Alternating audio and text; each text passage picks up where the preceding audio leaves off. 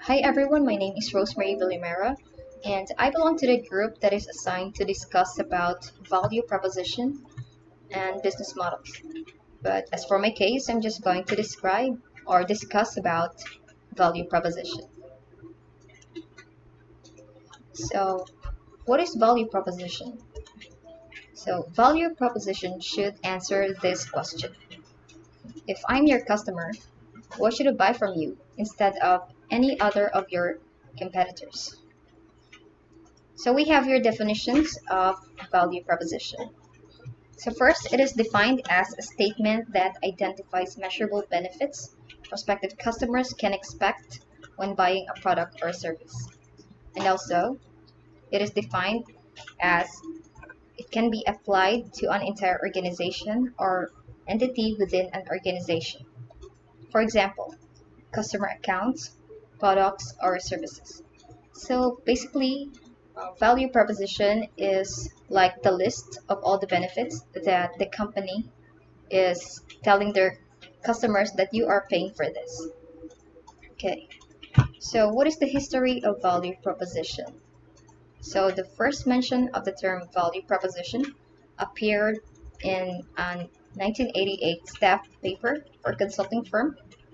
So the paper's authors, Michael Lanning and Edward Michaels, defined it as a clear, simple statement of the benefits, both tangible and intangible, that the company will provide, along with the approximate price it will charge each customer segment for those benefits. So, like what I said earlier, it's like the list of all the benefits that the customer is paying for. So, why is it important and how do we develop a strong value proposition? So, it is important for it sets some of the foundations for future business development. And also, it is part of the business plan of the marketing strategy and defines the future customer relationships. So, the value proposition is the promise that the entrepreneurs make to their customers that the expected value will be brought to them, that specific problem solutions will be offered and certain needs will be satisfied. So, yes, it is important because there is a transition or a progressive cycle or steps for a certain company. So, as the company progresses, the benefits and the advantages that they are offering to the customers should also progress. Next, so we have here steps in creating a value proposition. So first, we have to know our customers. Yes, it is the basic foundation of a company. So we should know who are we giving the products, the services, or giving the ideas, so that we can earn profit from it. So here is a tip. So if you don't know, you should ask. So informations are abundant nowadays. So we have the internet, we can conduct surveys, and any other platforms that we can obtain information regarding our customers. So next is know your product, service, or idea. So yes, we should know the capabilities of our product, service, or ideas so that we are giving the idealistic and realistic approach to our customers. So we should also include numbers and percentage. Yes, so we have to consider the power of numbers when it comes to our product, services, or idea. So next is to know your competitors. So this is also important that you know who are you competing with so that you can assess the situation.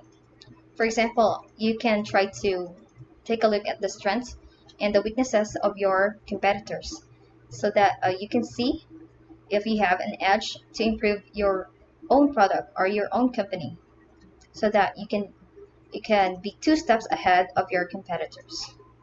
And then fourth step is distill the customer's oriented proposition. Yes, so this refers to the proposition itself. So we have to refine it, we have to purify it over and over again so that um, all of the services and products that we are offering to our customers can still be relevant even after quite some time. So the last step, or the step number 5, is pull it all together. So we have to sum it up and make a concrete plan to our value proposition. So here we have examples of value proposition. These are from different companies. So first is iPhone. Here. So these are the promises and the advantages and the benefits that the customers are getting. So they are listed in here. Next is Uber. Yeah, so they use less words and then they describe all of the benefits. And also they put here how should the customer navigate or use their tool. In here also the Zoom. Also they put here numbers.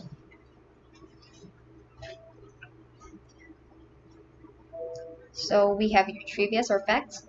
So value proposition is one of the most important conversion factors.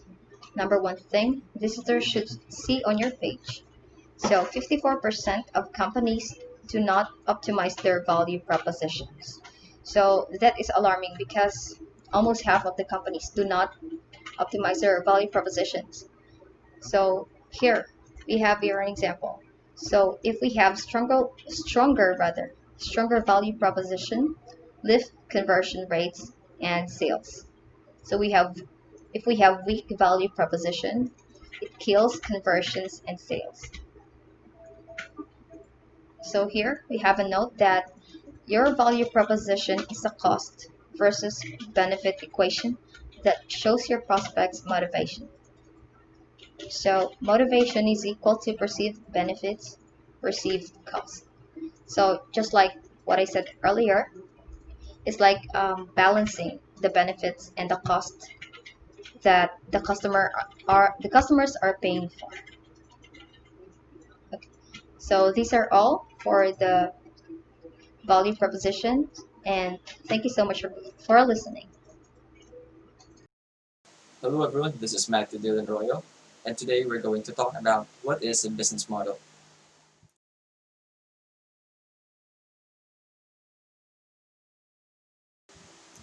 So essentially, a business model is the way in which your business is generating income.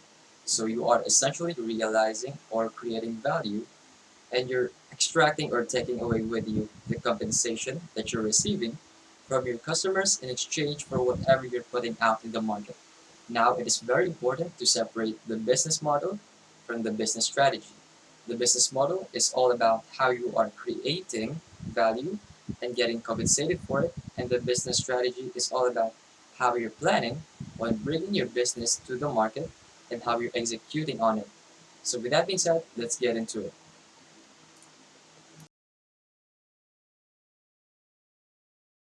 So, the first part of the business model is the product.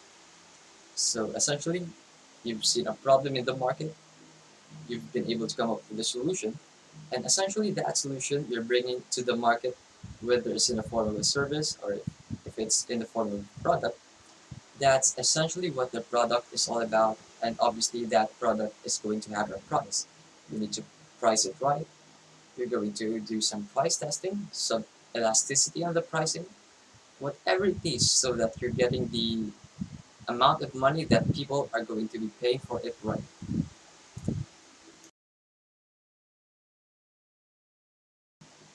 So the next part of the business model is the market. You need to understand who you're targeting. What's the geographic location?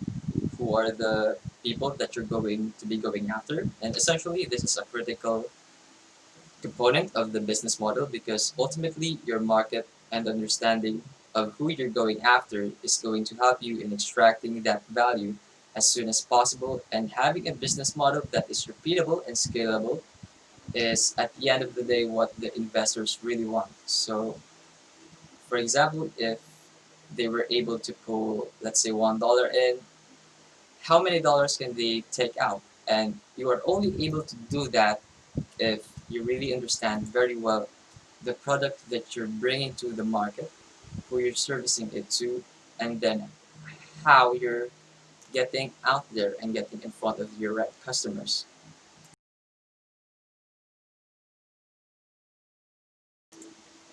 The next part of the business model is the expense. What is the cost of this business? What is the cost of that product or that service? The cost that it's taking in order to put it in front of the right people. Because what you don't want to be happening is that it's costing more than essentially what the people are willing to pay for. And you really need to make sure that you get your cost very tightened up so that you understand how much money at the end of the day is going to be your take home.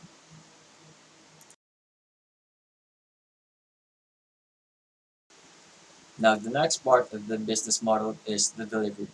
And essentially, the delivery is how are you planning on bringing that product to market?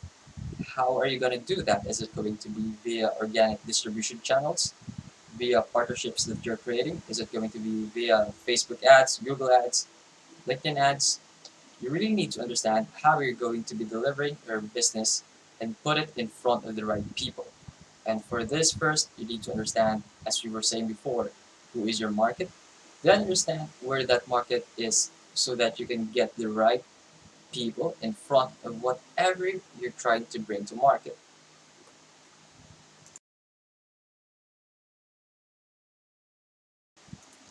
A few examples in terms of business models, you have, for example, the membership model. A membership model like gyms, Netflix, is where you're putting out some knowledge that you may have and you are making people pay for that coaching or for that service on a monthly basis on a certain fee, and that could be on a recurring basis.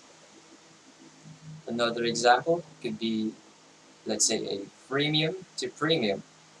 You've seen this on platforms like Spotify, or platforms like where you really get the idea of what the service is. You get to play with it for free, and then essentially, if you want to do additional stuff with it, you need to pay a fee.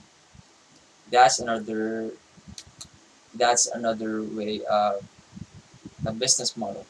Another way could be the franchise. You develop, let's say, a restaurant.